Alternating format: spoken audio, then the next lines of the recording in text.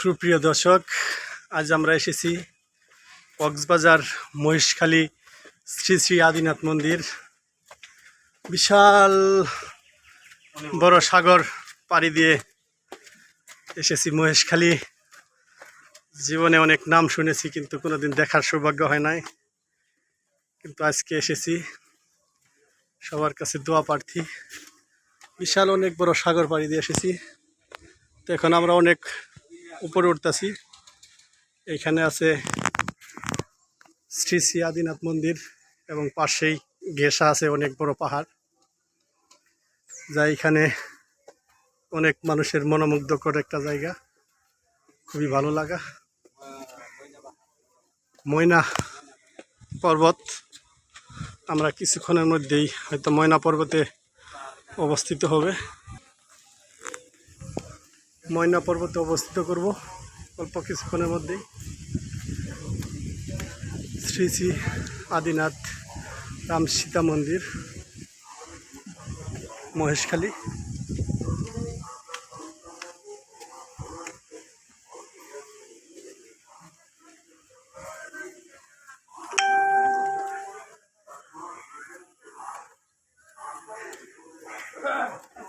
এখানে হয়তো অনেকেই আসেন নাই, যারা না আসছেন তারা জীবনে অনেক কিছু মিস করবেন।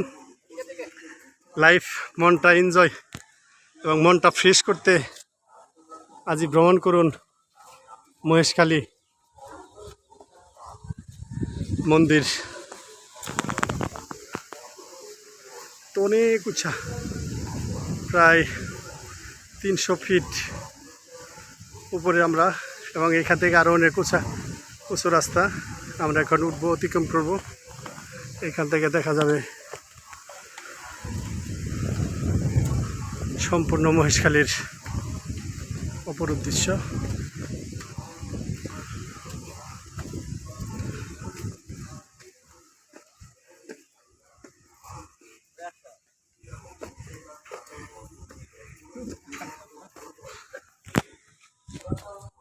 দেশ বিদেশ থেকে অনেক লোকজন আসে এখানে। আমরা উঠেছি এখন মহেশখালী পাহাড়ের উপরে, এবং চতুর সাইডে শুধু সাগর আর সাগর, মাঝখানে একটা দ্বীপ, তার নাম রাখছে মহেশখালী।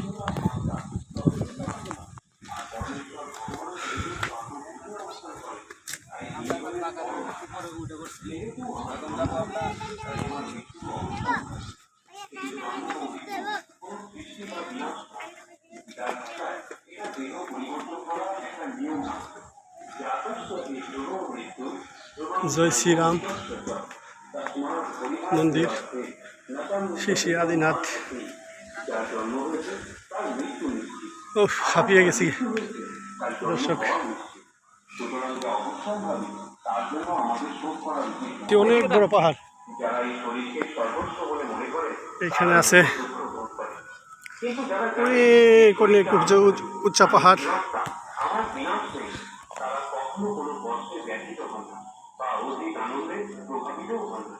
খুব দর্শন মতো একটা জায়গা।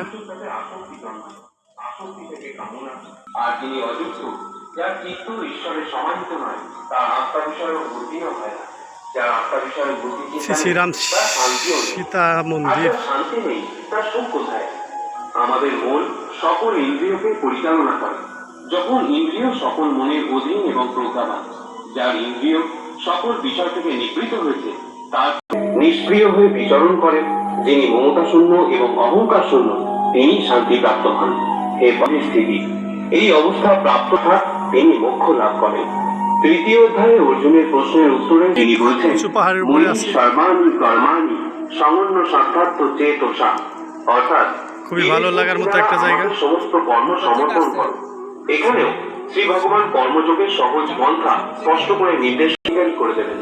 এরপর চতুর্থ অধ্যায়ে ভগবান তার করুণার পরাকাষ্ঠা প্রকাশ করে প্রতিজ্ঞা করছেন, যে যথা মান্ত পদ্যন্তে তাঙ্গস তথৈব ভজা মাম, অর্থাৎ যে যেখানে যেভাবে যে অবস্থায় আমার স্মরণ দেয় তাকে সেইখানে সেইভাবে সেই অবস্থায় আমি অনুগ্রহ করে থাকি। যে বিষয় কামনা করে তাকে আমি কাম্য বস্তু প্রদান করে থাকি, যে মোক্ষ কামনা করে তাকে আমি মোক্ষ ফল প্রদান করি, যে ভক্তি প্রার্থনা করে তাকে আমি ভক্তি প্রদান করি। আমাদের জীবনের সবথেকে কটু সত্য হলো এটি যে আমরা সর্বদা সুখের জন্য চেষ্টা করি কিন্তু আমরা দুঃখ পাই। আমরা প্রেম কামনা করি কিন্তু আমরা হতাশার সাথে মিলিত হই। আমরা জীবন কামনা করি কিন্তু আমরা জানি যে আমরা প্রত্যেক মুহূর্তে মৃত্যুর দিকে এগিয়ে যাচ্ছি। প্রত্যেক ব্যক্তি সুখ লাভের জন্য ফলপ্রসূ কাজে নিয়োজিত থাকে কিন্তু তৃপ্তি পায় না। পরিবর্তে এই ক্রিয়াকলাপগুলি কেবল দুঃখকে আরো বাড়িয়ে তোলে। ফলে এই পৃথিবীতে কার্যত সবাই অসুখী। কেউ কেউ নিজের শরীর ও মনের দুঃখে ভোগে, অন্যরা তাদের পরিবারের সদস্য এবং আত্মীয়দের দ্বারা যন্ত্রণা প্রাপ্ত হয়। কেউ কেউ ধন সম্পদের অভাব এবং জীবনের প্রয়োজনীয় জিনিসপত্রের ঘাটতিতে বস্তুগত মানসিকতার লোকেরা জানে যে তারা অসুখী, কিন্তু তারা মনে করে যে তাদের সামনে থাকা অন্যরা সবাই সুখী এবং তাই তারা বস্তুগত বৃদ্ধির জন্য ছুটতে থাকে। এই অন্ধ সাধনা চলে বহুকাল যাবে, তবুও সুখের দেখা নেই। এখন যদি মানুষ সেটা বোঝে যে ফলপ্রসূ কাজে লিপ্ত হয়েও কেউ কখনো সুখ অর্জন করতে পারেনি, তাহলে তারা বুঝবে যে তারা যেদিকে ছুটছে তা বৃথা এবং অর্থহীন, এবং তখন তারা আধ্যাত্মিক জীবনের দিকে ফিরতে পারে। যাদের বুদ্ধি আধ্যাত্মিক জ্ঞানে স্থির হয়ে গেছে তারা বোঝে আমরা উঠেছি এখানে প্রায় 300 ফিট উপরে একটা উঁচু পাহাড়। পাহাড়ের উপর থেকে এখানে কিছু দৃশ্য উঠানো হলো। এখানে আছে বিশাল বড় পাহাড়, আমরা অনেক উপরে। এটি করার ফলে তাদের কর্মগুলি কর্মিক প্রতিক্রিয়া থেকে মুক্ত হয়ে যায়, যা একজনকে জীবন ও মৃত্যুর চক্রে আবদ্ধ করে। শ্রোতা বন্ধুরা, আমি আশা করি এই কথাগুলি আপনার ভালো লেগে থাকবে। সনাতন ধর্মকে আরো বেশি বেশি করে প্রচারের নিমিত্ত এখানে অনেক পর্যটকেরা আসে ঘোরাফেরা করতে। যে আমাদের জীবনে শ্রীমদ্ ভগবদ গীতার মাহাত্ম্য কতটা বেশি।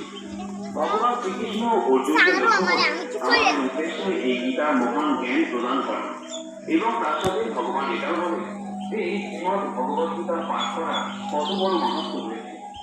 ভগবান শ্রীকৃষ্ণ এই গীতায় তিনটি এমন বিষয়ের কথা বলেন যে তিনটি কথা যদি আমরা জীবনে মেনে চলতে পারি তাহলে আমাদের জীবনও শ্রীকৃষ্ণের কৃপায় সুন্দর হয়ে উঠবে এবং আমাদের প্রতিটা দিন আনন্দময় হবে।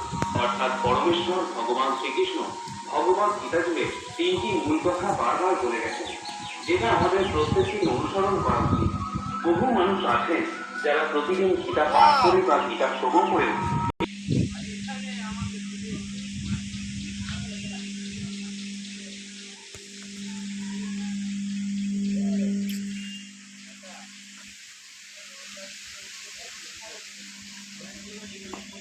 কেউ বলবেন ছোটবেলার বন্ধুরা, কেউ বলবেন মাতা পিতা, কেউ বলবেন ঈশ্বর। এবারে বলুন এই সংসারে আপনার সব থেকে বড় শত্রু কে? কেউ বলবে তাহলে এর থেকে বড় বন্ধু সংসারে কি কোথাও পাবে না। সেখানে যদি এই মন আপনাকে বশ করে ফেলে তাহলে সংসারে এর থেকে বড় শত্রু আপনি কোথাও তুমি তো রাজার হালে উপরে উঠে গেলা।